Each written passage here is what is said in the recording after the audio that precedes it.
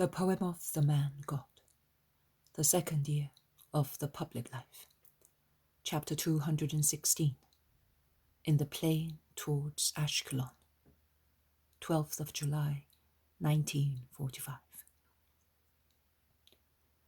The sun is blazing down on the countryside and is scorching the ripe corn, drawing a scent from it, which reminds one of the smell of bread. There is a vague smell in the air, the smell of sunshine, of laundry, of crops, of summer. Because every season, I could say every month, and even every hour of the day has its smell, as each place has its own, if one has sharp senses and a keen spirit of observation.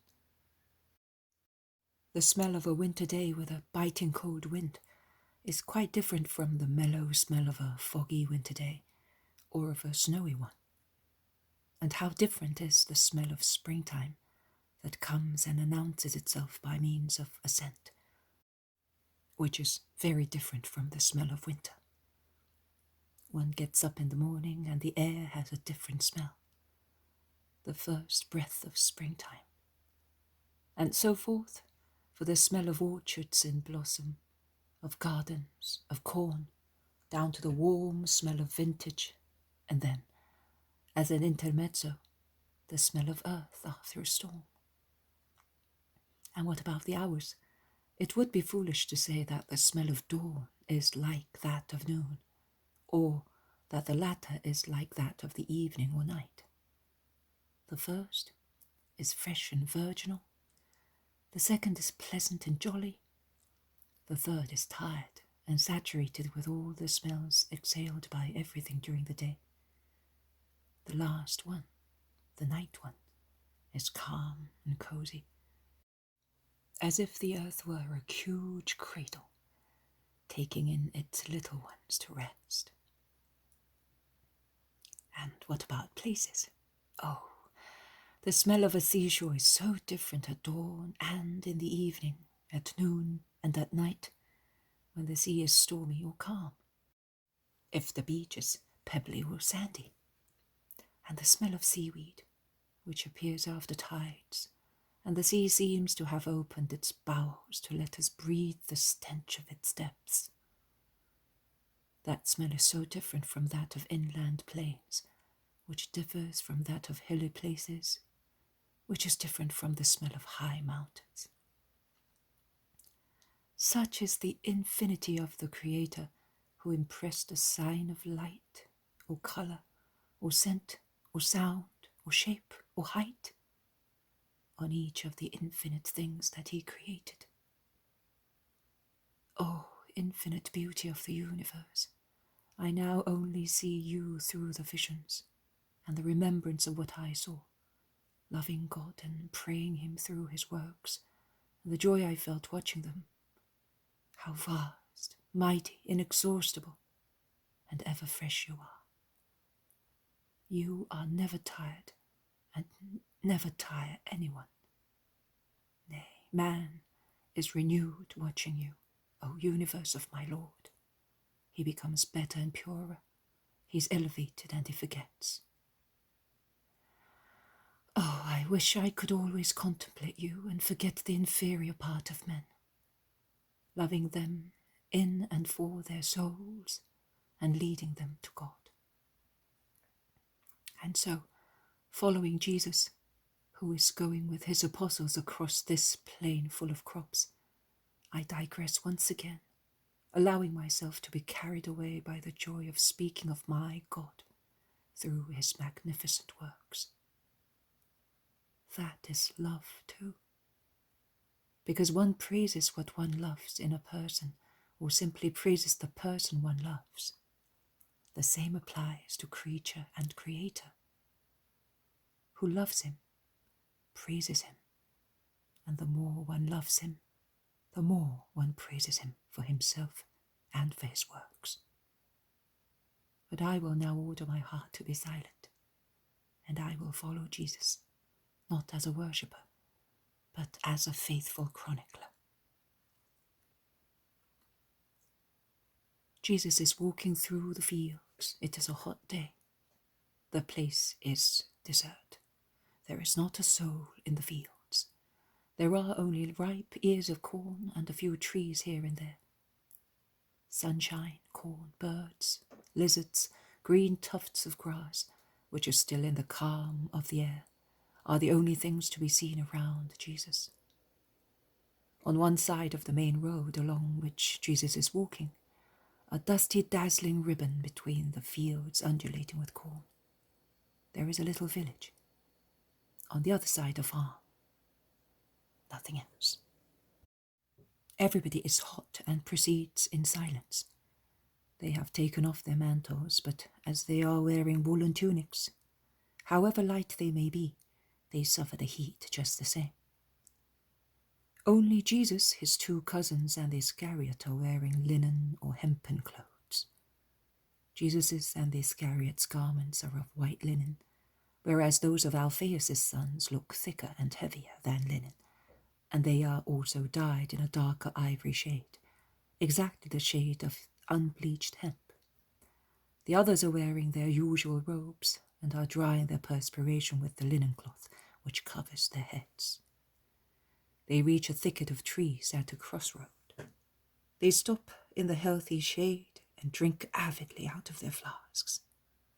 "It is as warm as if it had been on the fire," grumbles Peter. "I wish there was a little stream here, but there is absolutely nothing," sighs Bartholomew. "I will have none left before long." "I think I would say that it is better to walk on the mountains," moans James of Zebedee, who is flushed with heat. "A boat is the best of all. It is cool, restful, clean, ah!" Peter's heart flies back to his lake and his boat. "You are right, but there are sinners on the mountains, as well as on the plains. If they had not driven us away from the clear water, and had not persecuted us so closely, I would have come here between Tebeth and Shabbat. But we shall soon be on the seaside. The air is cooled there by the open sea wind," says Jesus, comforting them. We need it. We are like dying pikes here.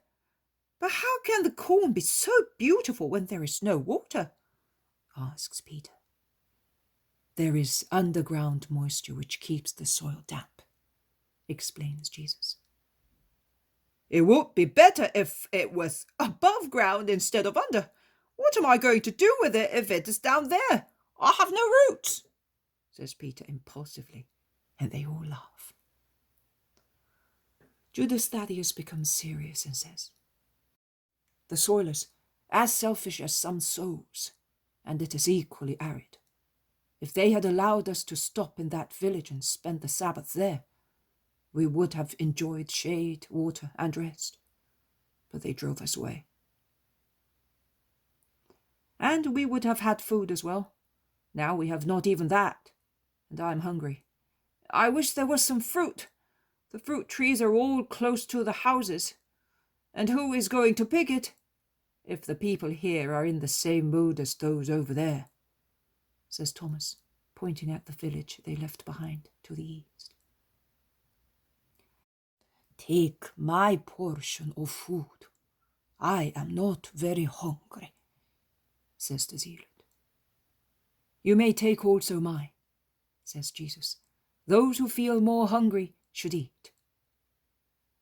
But when the food portions of Jesus, of the zealot, and of Nathanael are put together, they look very scanty, as one can tell from the dismayed looks of Thomas and the younger ones. But they nibble silently at their tiny portions. The patient zealot goes towards a spot where a row of green plants on the parched soil suggests the presence of moisture. There is, in fact, a trickle of water in the bottom of a ditch, just a trickle, which is bound to disappear before long. He shouts to his distant companions to come and refresh themselves, and they all rush there, and following the intermittent shade of a row of plants on the bank of the half-dry brook, they are able to refresh their dusty feet and wash their perspired faces. But first of all, they fill their empty flasks and leave them in the water, in the shade, to keep them cool. They sit down at the foot of a tree, and being tired, they doze off. Jesus looks at them lovingly and sympathetically and shakes his head. The zealot, who has gone to drink once again, notices his gesture and asks him, "What is the matter, Master?" Jesus stands up. He goes towards the zealot and, clasping him with one arm, he takes him towards another tree, saying, "What is the matter? I grieve at your fatigue. If I were not sure of what I am doing to you, I could never set my mind at peace while causing you so much trouble." "Trouble? No, Master. It is a joy to us. Everything vanishes following you. We are all happy. Believe me, there is no regret. There is no—" "Be quiet, Simon. Humanity remonstrates also in good people.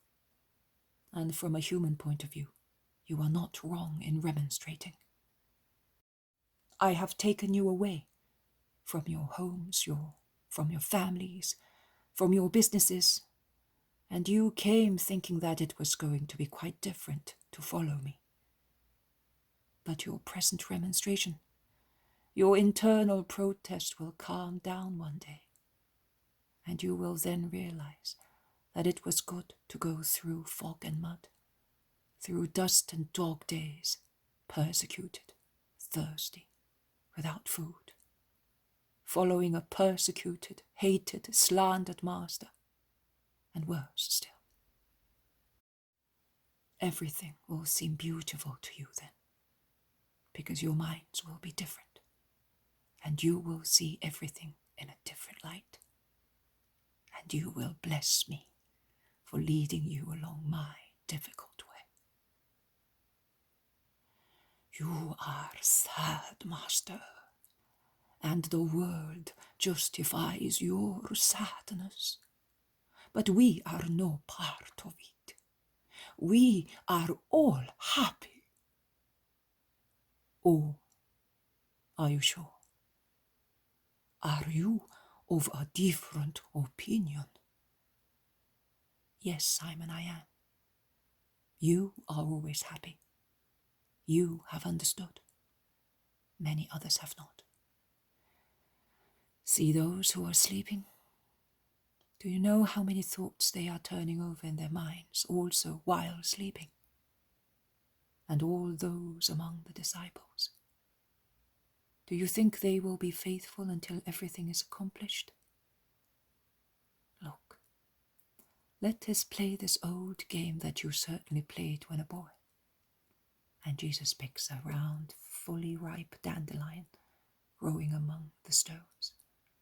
He raises it gently to his mouth, blows, and the dandelion dissolves into tiny umbrellas which wander in the air with their little tufts on top of the tiny handles.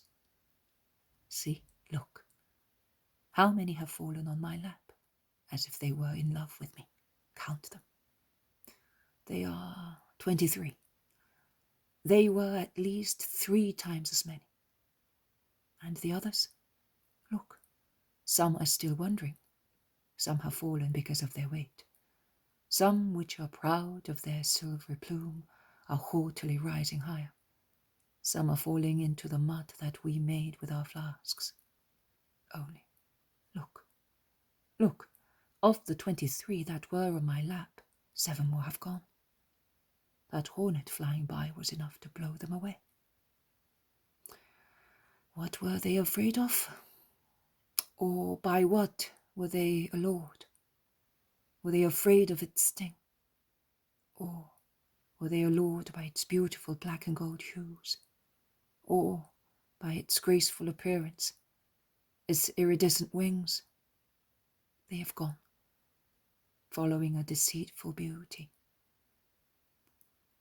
Simon, the same will happen to my disciples. Some will go because of their restlessness, some because of their inconstancy, their pride, their dullness, their frivolity, their lust for filth, some for fear, some because of their foolishness. Do you think that in the crucial hour of my mission I shall have beside me all those who, how, say to me, I will come with you? The tiny tufts of the dandelion, which my father created, were more than 70, and now there are only 7 left on my lap, because some more have been blown away by this puff of wind that has caused the thinner stems to flutter away. It will be like that. And I am thinking of how much you have to struggle to be loyal to me. Come, Simon. Let us go and look at those dragonflies dancing over the water, unless you prefer to have a rest. No, master. Your words have grieved me. But I hope that the cured leper, the persecuted man, whom you have rehabilitated, the solitary, whom you have gifted with company, the nostalgic man, longing for love, to whom you have opened heaven and the world, may find and give love. I hope that that man will not abandon you. Master, what do you think of Judas?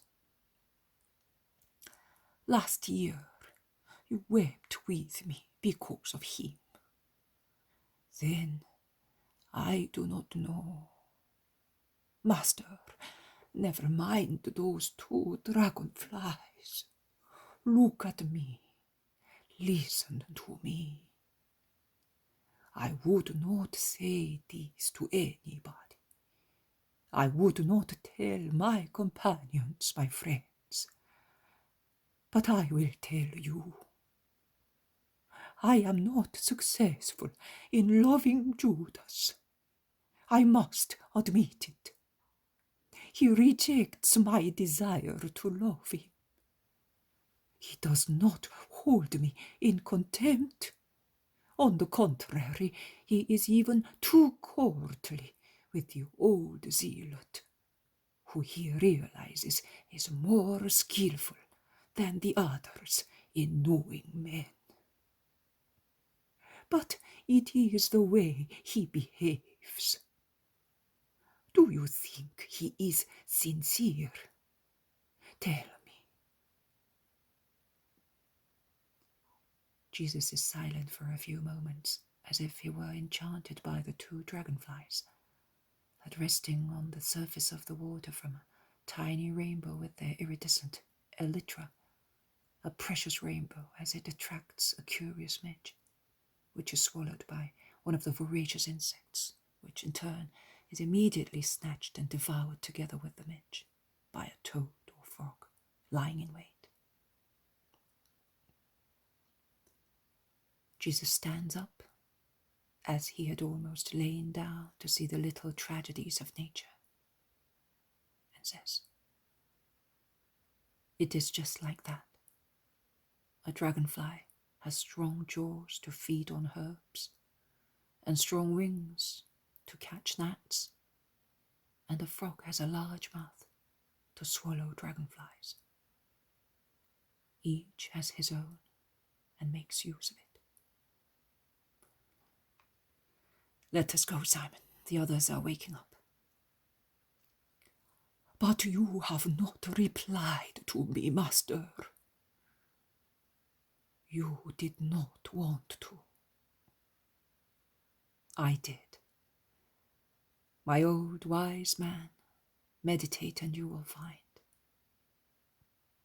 And Jesus goes from the ditch towards his disciples, who are waking up and looking for him.